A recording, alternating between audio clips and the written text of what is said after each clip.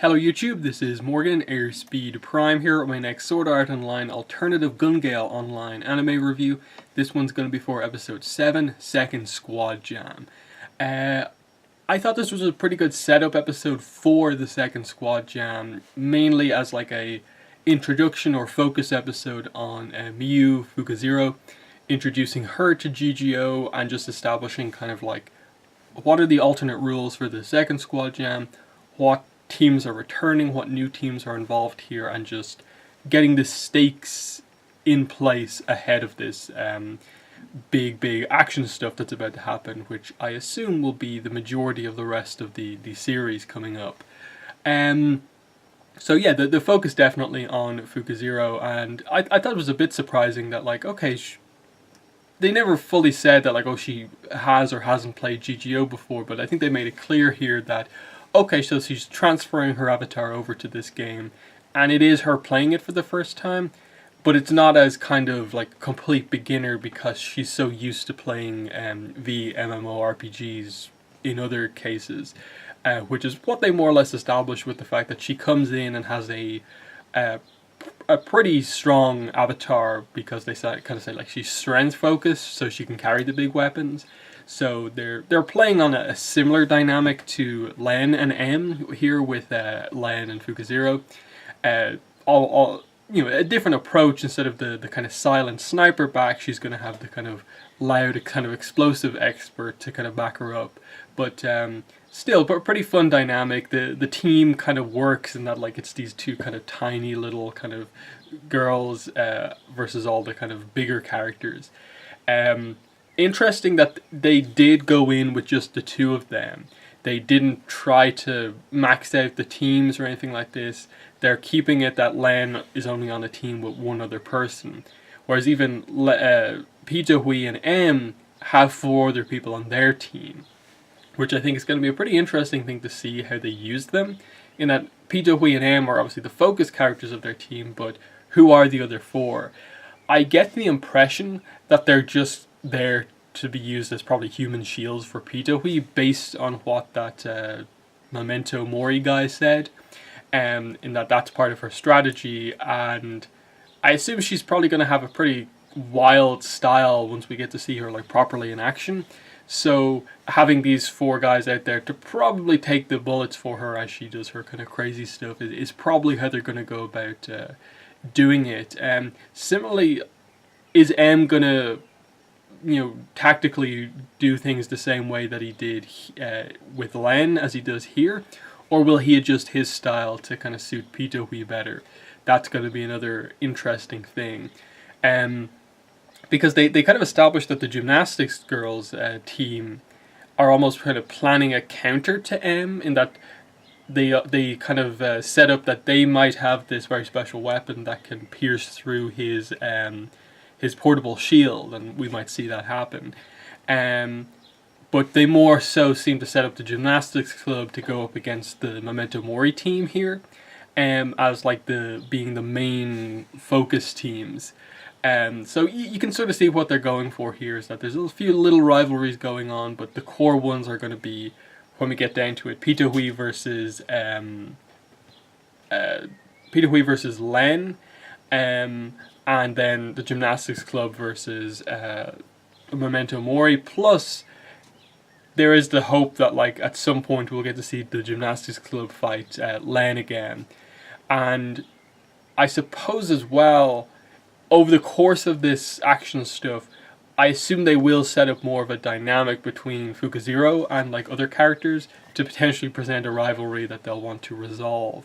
Like Fukuzero versus M could actually be a pretty cool fight, of like her just kind of using grenade launchers against his shield and him trying to snipe her. That could be a pretty cool fight, but we'll get to that. So I suppose the start of the episode is primarily them kind of meeting up, going gun shopping. They establish that M is going to give Fukuzero a lot of money to buy equipment, and she gets like, what, 10 million credits, is it? And uses it to buy 2 grenade launchers, which is pretty fun that they're the weapons that she went for. She didn't like the look of any of the others.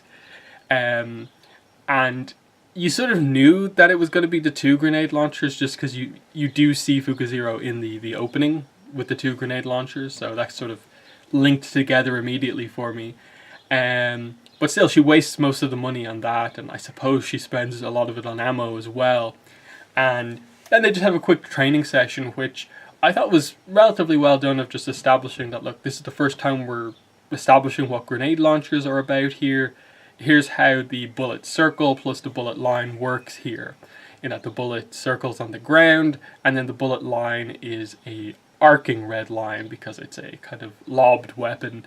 And yeah, the fun little moment of just like Fukuzero's a bit, crazy excited, so she tends to like go against the more kind of laid back approach that kind of Len has, of she's kind of quiet, serious, and then just the absurdity of Fukuzero, obviously, like target practice on her. What else is there to talk about? Yeah, they sort of seem to imply that, like, if Miyu and M meet in real life, there might be some sort of a like interesting scene, just because she seems to like him just because he gave her so much money already, but they haven't met yet, so that could be interesting just to see how they kind of react when they meet each other in game. Because they didn't really have like a scene here, because like Peter Hui's team was separate for the most part. The rules for the squad jam this time out, the differences are that they say that the satellite scanning thing that they can look at is not indestructible this time out. They also, the teams aren't just pointed out that there are people nearby, you can actually check and it'll tell you what team it is that's nearby, so that's probably going to set up the idea that this is more of a, you can specifically hunt down a specific team, which I think is what they've sort of set up here, that there are a few teams that are sort of gunning for Len, so they'll probably want to hunt her down as soon as possible. And it just means it's not as random that like no one will, she's tended to be kind of hard to spot because one, she's tiny, and then in the previous tournament you would never know which dot on the field that she actually was. So that will create a little bit of a more interesting dynamic, in that I think you had to do it this way to give a direction for Len to head towards Peter Hui, and I suppose you'll have the gymnastics club girls potentially heading for Len, and it sets it up so that like realistically the Len Peter Hui stuff will happen probably at the end, because I suppose Peter Hui doesn't have as much of a reason to like immediately go to hunt down Len. She's more just going to be trying to get her thrills out of this fight, I suppose.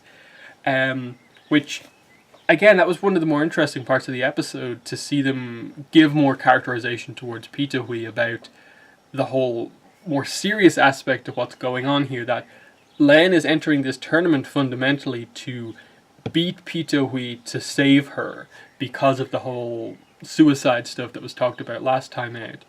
And here, getting this other perspective from the Memento Mori guys, that like he was on a team with her before and she'd always be this way. Just her approach in the game was to never care about her teammates and never really care about being overly protective of herself in the fight, which counters a little bit the idea of like she wants the thrill of death if she just like walked into death whenever, and she wants the SAO thing of like if you're killed you die in real life.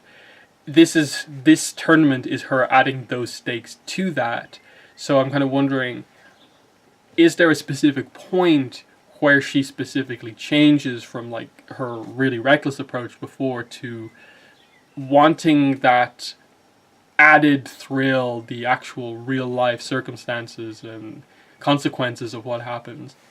Because obviously I think once they reveal Peter Hui in real life, more than likely as being Elsa, they're going to have to give the story, their characterization. Where did this come from? How did this really popular singer get this sort of obsession with a game to the point where she wants to have the thrill of almost being killed in it?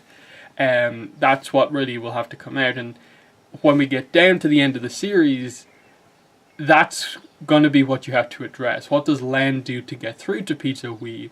In that, is it just going to be a fight and then we'll resolve it afterwards, with Len potentially winning and so on?